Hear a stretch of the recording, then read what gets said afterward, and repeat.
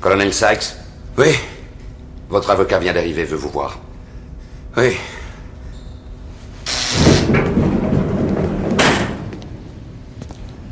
Bonjour, colonel.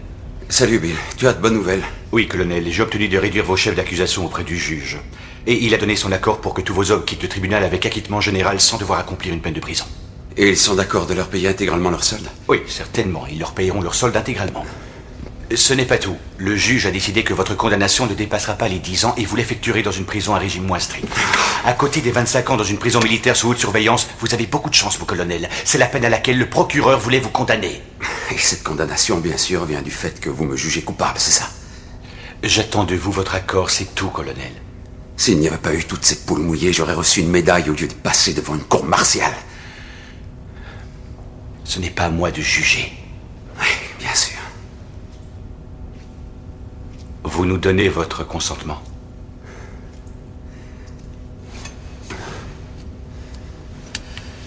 Si l'avenir de mes hommes n'y était pas lié, je n'aurais pas hésité à me battre contre eux. Je me serais battu bec et ongle.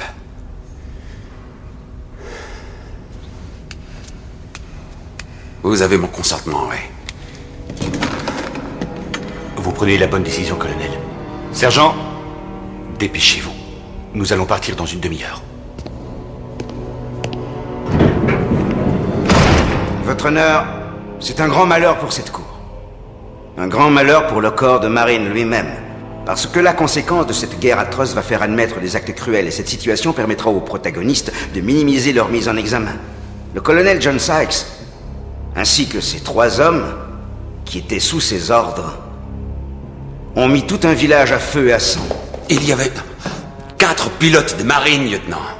Ils avaient été capturés et torturés par des trafiquants de drogue du village. Silence! Et ces innocents villageois n'ont pas réagi, ils se sont fait massacrer. Colonel Sykes, mais asseyez-vous! Non, c'était nos hommes, vous entendez, des hommes à nous.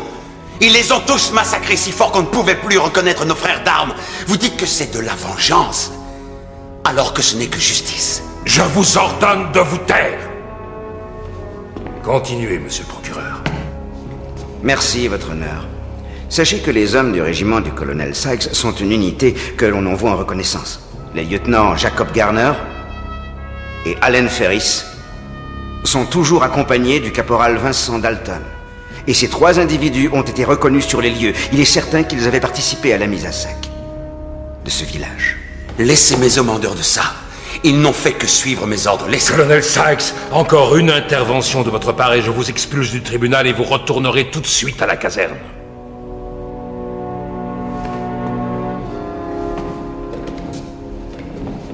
Maître, je vous remercie pour vos conseils et vos commentaires.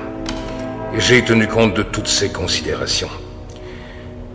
Alors voici quelle est la décision prise par cette cour martiale. Les conclusions de l'enquête confirment définitivement la culpabilité du colonel Sykes.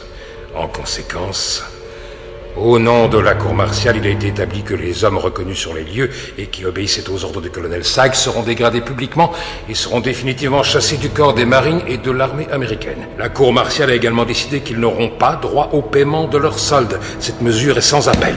Ce n'était pas notre accord. Sykes, laissez tomber. Non, pas question. Non, connard. Silence! Silence dans cette cour! Silence! Silence! Colonel Sykes, vous êtes la honte de notre uniforme. À cause de votre conduite scandaleuse, toute l'armée américaine et spécialement le corps des marines est déshonoré. En conséquence de quoi, la décision de la cour martiale est la suivante. Emprisonnement à Fort Leavenworth, dans le quartier de haute sécurité où vous serez enfermé et où vous resterez jusqu'à la fin de votre misérable vie. Cette cour est ajournée. Mettez le colonel au fer.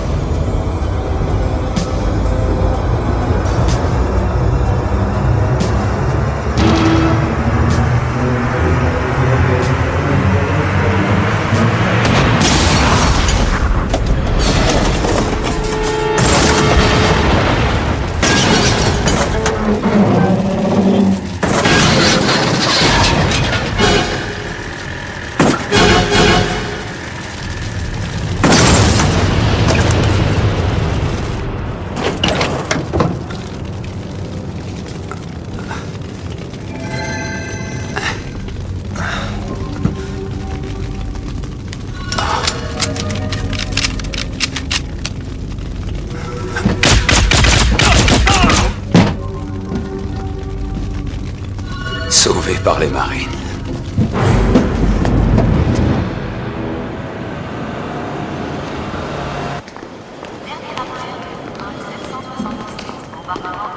Excusez-moi.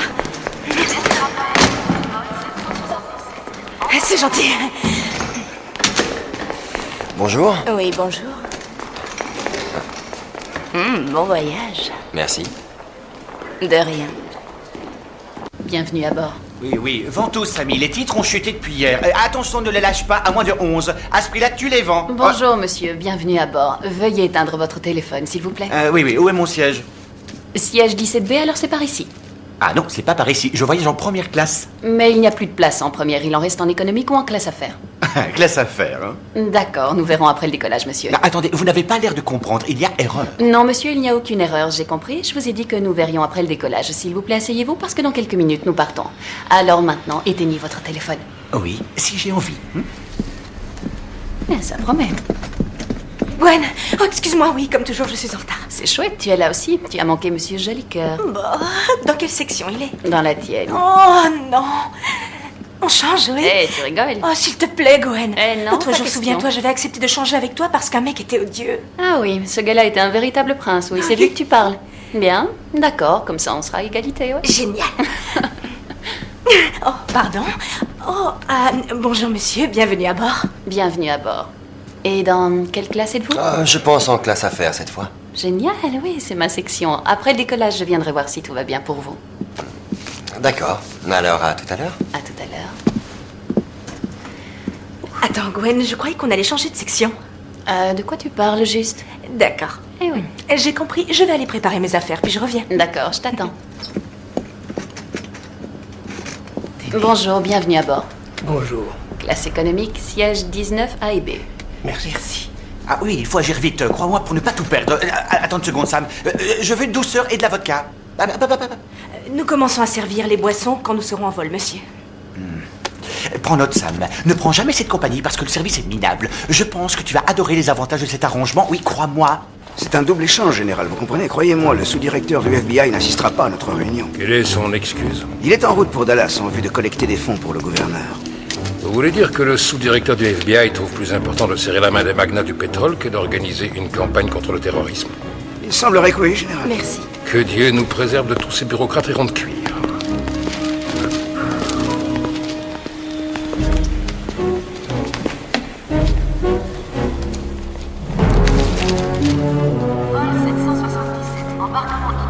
En ordre.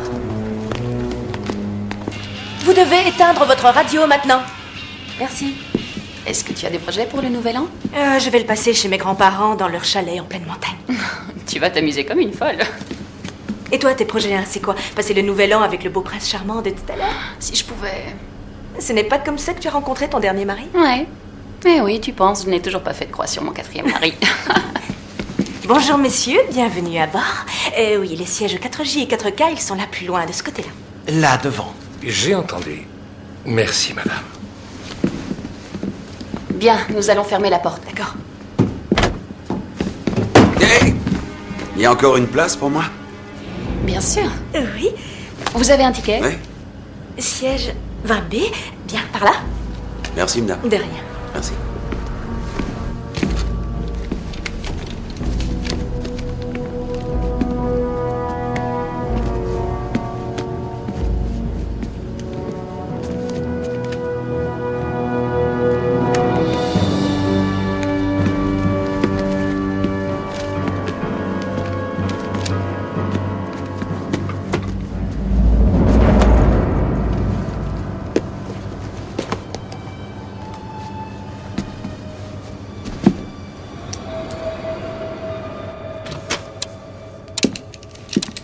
Salut les gars. Kelly, je croyais pas te voir. J'ai dû passer quelques jours d'escale à Washington. J'avais oublié à quel point la ville était désagréable. Ça n'a rien à voir à côté d'Atlanta? Et vous, ça va? Vous voulez un café ou autre chose? Non merci. Si j'en veux un, je t'appellerai Kelly. Ok, d'accord, les garçons. Gueulez si vous changez d'avis, hein? Ah, ok. Dis-moi, elle a l'air excitée, non? Oh, du calme, Pete, rassure-toi. On va entendre très vite des rugissements sexuels derrière la porte. Tour de contrôle, demande instruction pour le vol 777. Bien reçu, vol 777. Allez prendre position sur... Sur la piste 26B, vent direction sud-sud-ouest, vitesse d'à peu près 8 miles à l'heure. Les conditions météo sont bonnes. Bon voyage. Bien reçu, tour de contrôle. Allons piste 26B. On se reverra bientôt. Ok, Pete. Prépare-toi au décollage. Prêt.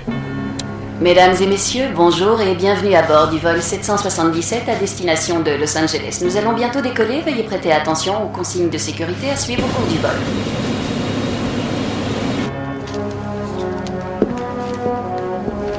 Voulez-vous attacher votre ceinture, s'il vous plaît? Ne les laisse pas descendre en dessous de 11, Voulez-vous Sam. redresser votre siège, s'il vous plaît? Vends-les, Nous allons décoller. Sam. Ouais, monsieur. Merci beaucoup. Non, Sam, merde. Pas moins de 11,50, je te dis 11, tu entends? 11, 1 et 1.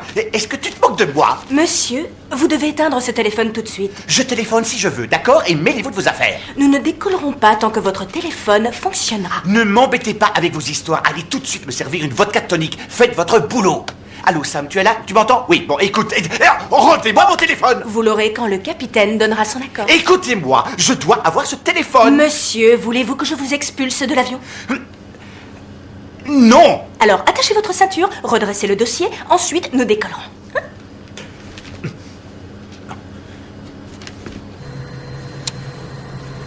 Équipage de cabine, asseyez-vous et préparez-vous à décoller. Excusez-moi, puis-je m'asseoir près de vous pour le décollage, s'il vous plaît? Bien sûr. Prenez place.